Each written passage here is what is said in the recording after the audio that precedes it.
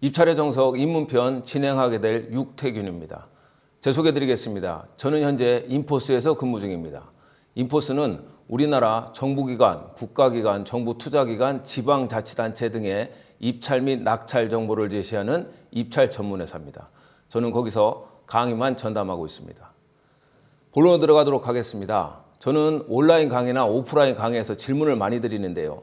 현재 이 강의를 수강하고 계시는 분들은 전자입찰에 참여하거나 아니면 전자입찰에 참여할 계획을 갖고 계신 분들이 이 강의를 듣고 계실 텐데요. 첫 번째 질문입니다. 왜 입찰에 참여하려고 하시지요? 정답은 낙찰을 받기 위해서 그렇습니다.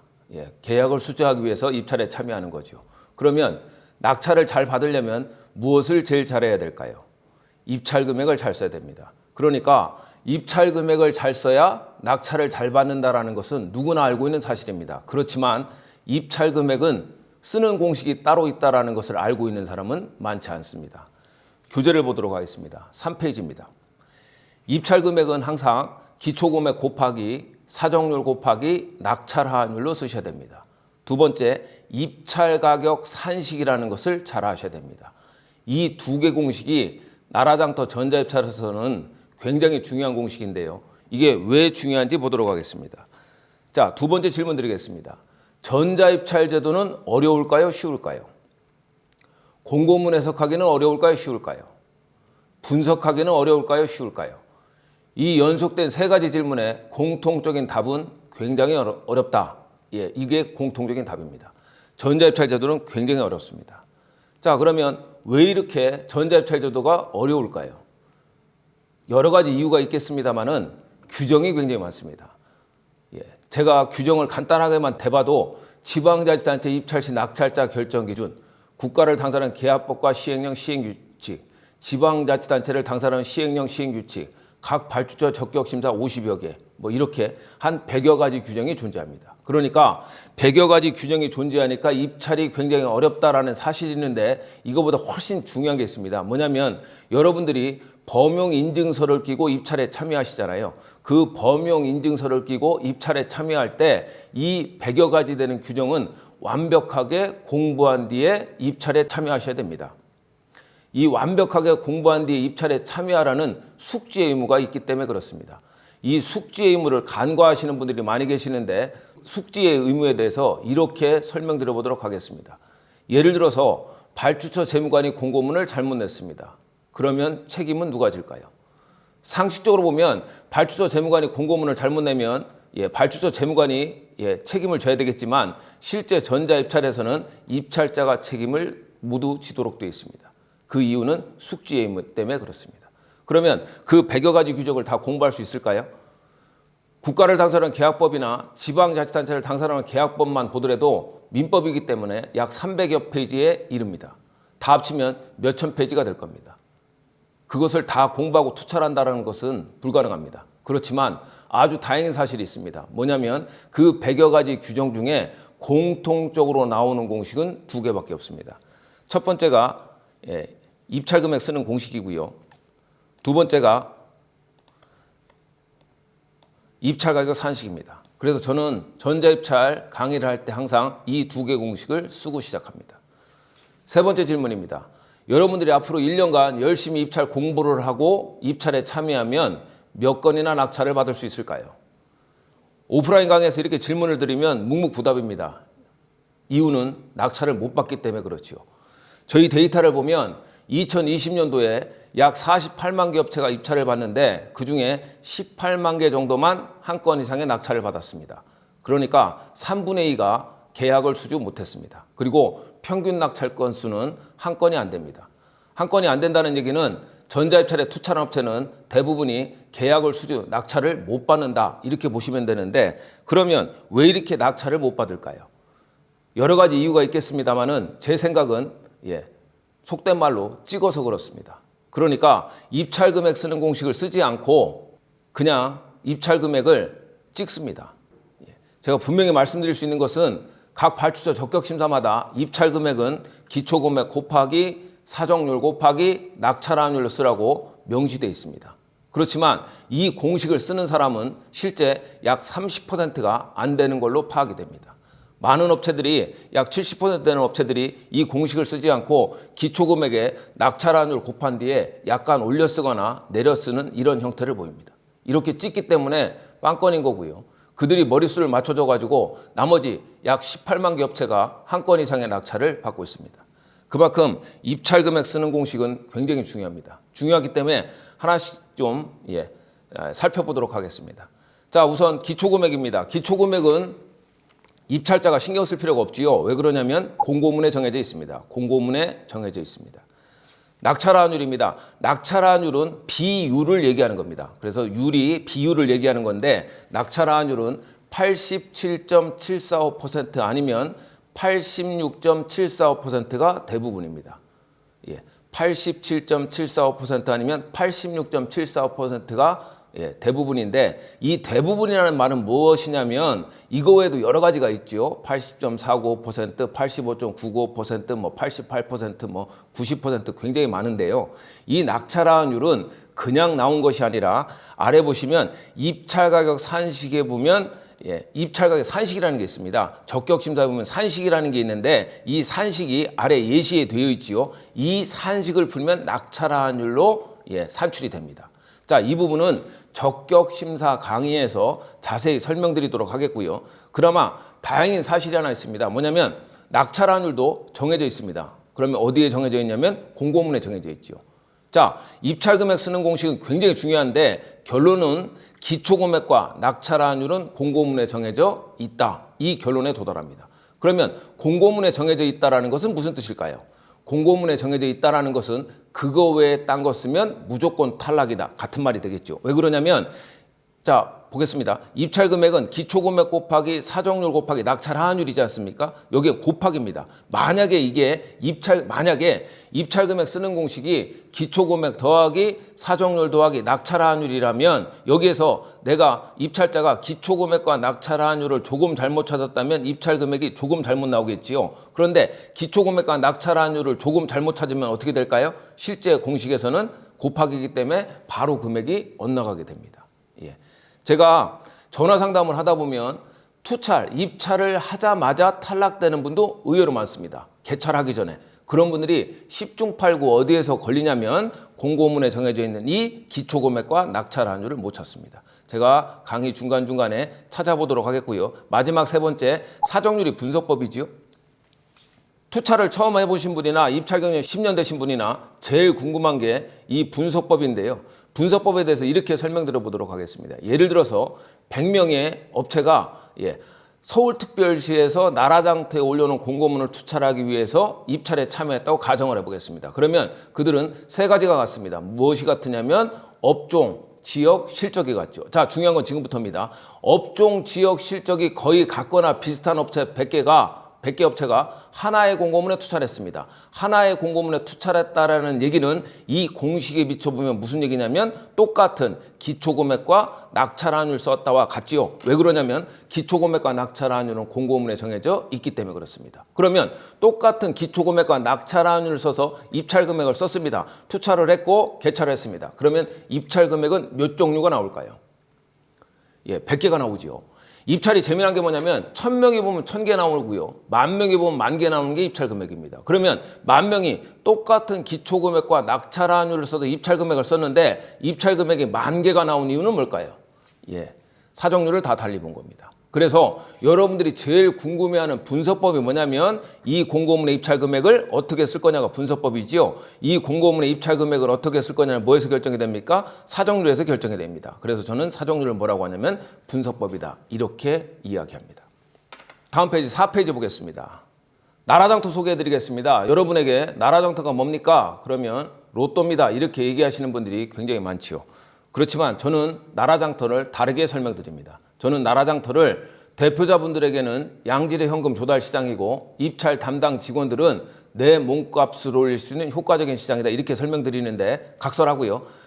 각국의 고유한 입찰 방식이 있는데 우리나라 나라장터는 아주 특이한 방식이 있습니다. 뭐냐면 우리나라 입찰은 1등을 입찰자들이 뽑습니다.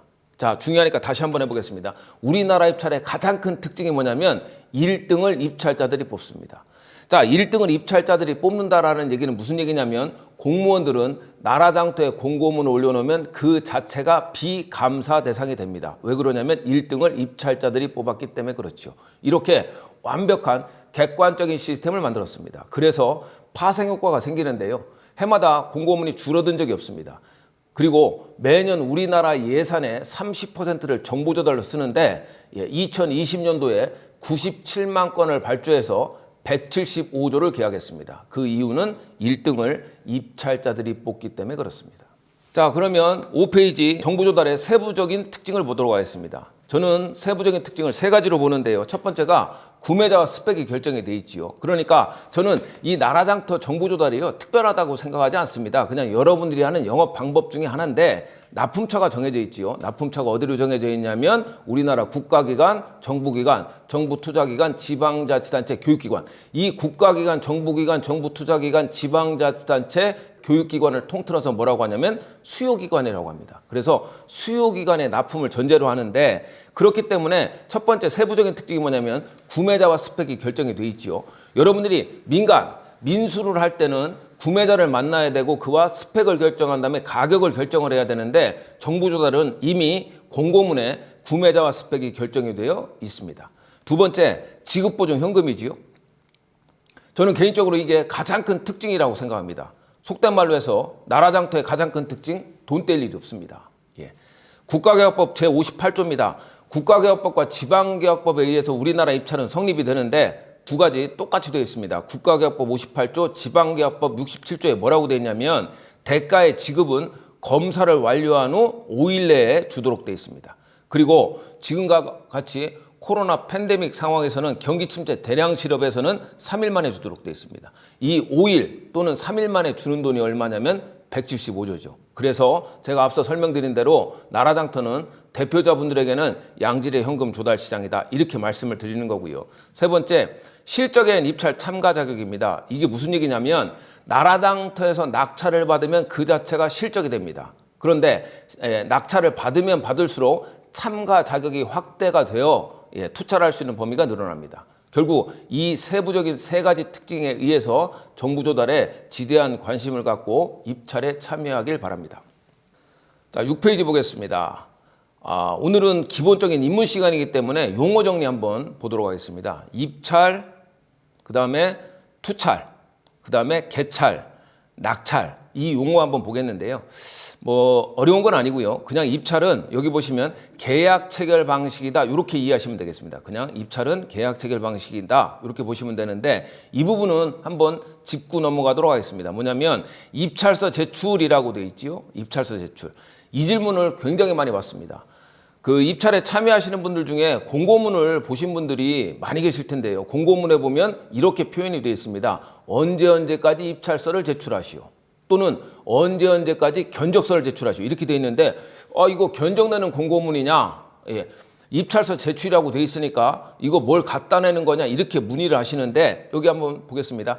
나라장터 전자입찰에서 입찰서 제출은 금액을 제시한다. 금액을 제시해라 이 뜻입니다. 그냥 금액을 제시해라 이렇게 보시면 되고요. 개찰입니다. 개찰은 입찰을 열어본다는 뜻이지요. 입찰을 열어본다 이 뜻이고 낙찰이 뭐냐면 계약의 성립입니다. 자, 여기서 우리나라 입찰의 두 번째 정도 될까요? 특징 하나 또 말씀드릴까요? 제가 오프라인 강의에서도 질문을 많이 드리는데 우리나라 나라장터 전자입찰에서 1등과 낙찰은 관계가 있을까요? 없을까요? 1등과 낙찰은 관계가 없습니다. 전자입찰의 오해 중에 하나인데요. 많은 분들이 1순위를 하면 낙찰을 받는 줄 알고 계시는데 1등과 낙찰은 관계가 없지요.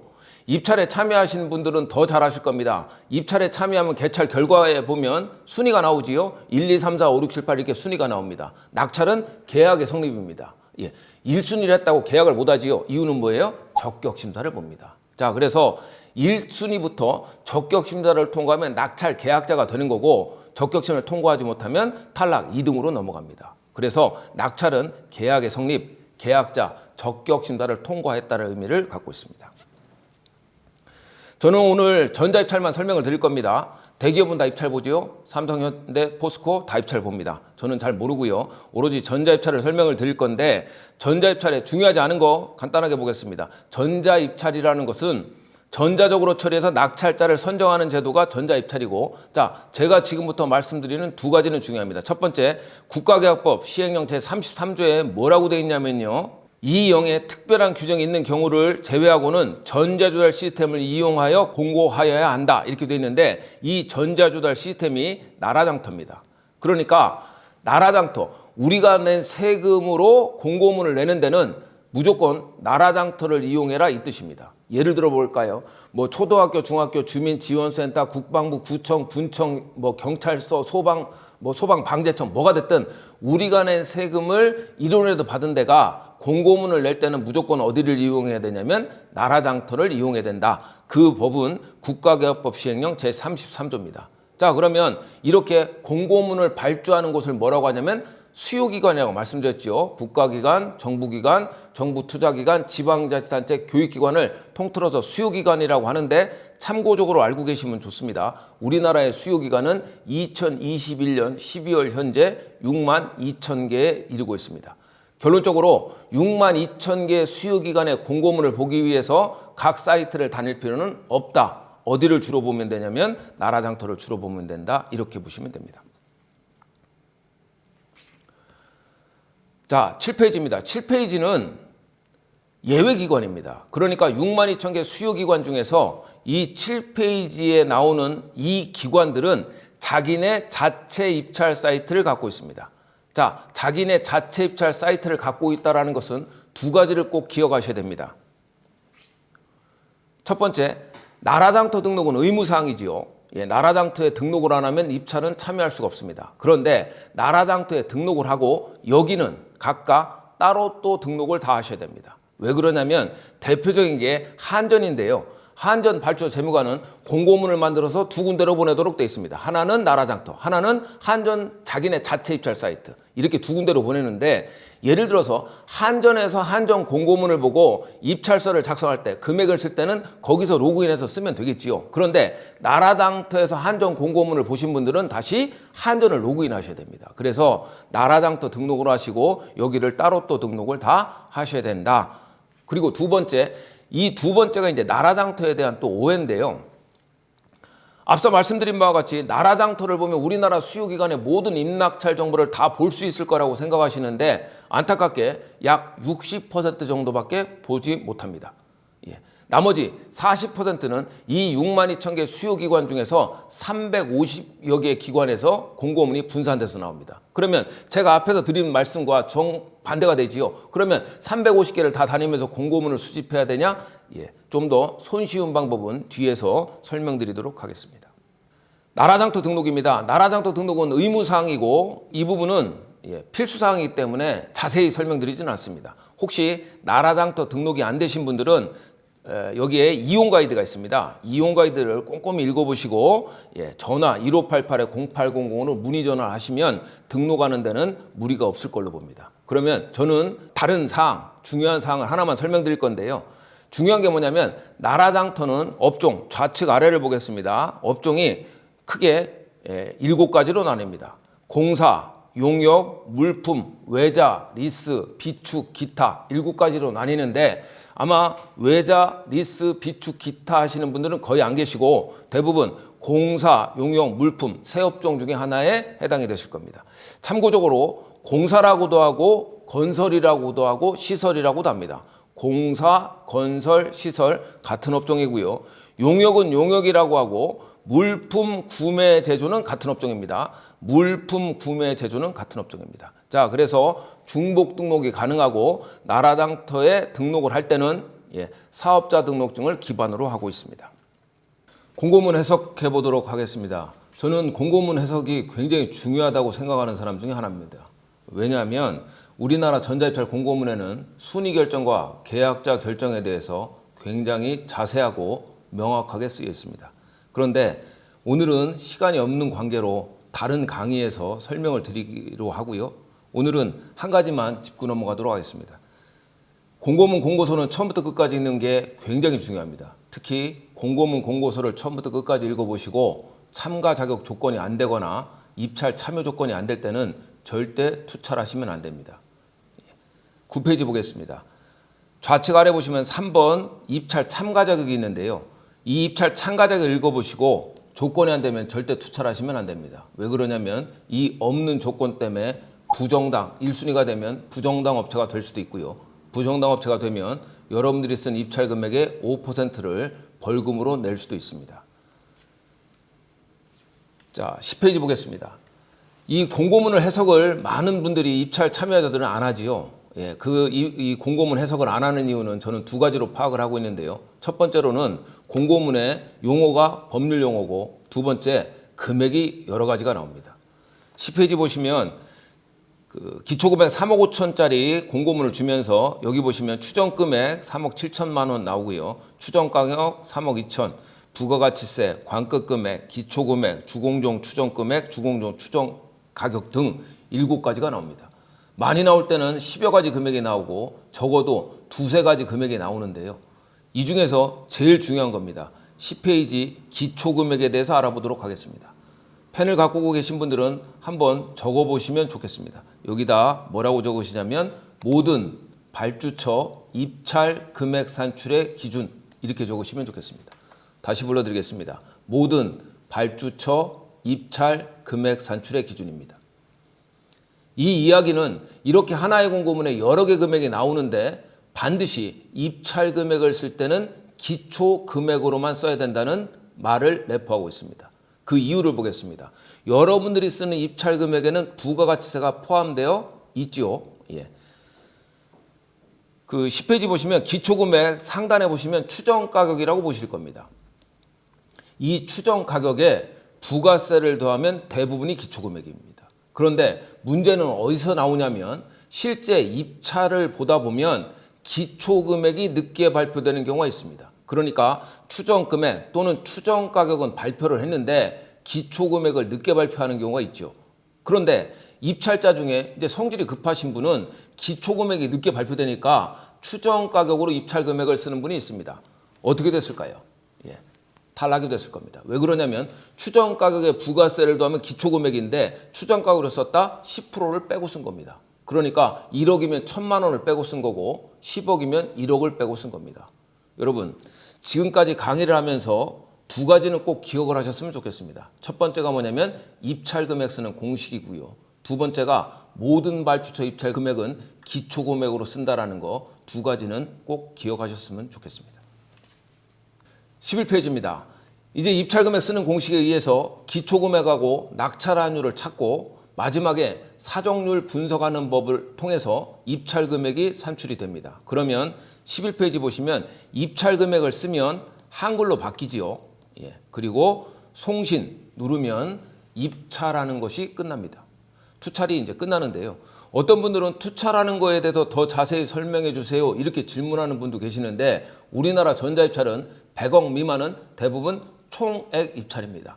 이 총액 입찰이라는 것은 뭐냐면 총액, 금액 하나만 쓰면 된다 이 얘기죠. 그래서 금액 하나만 쓰면 우리나라 입찰은 대부분이 끝나도록 되어 있습니다.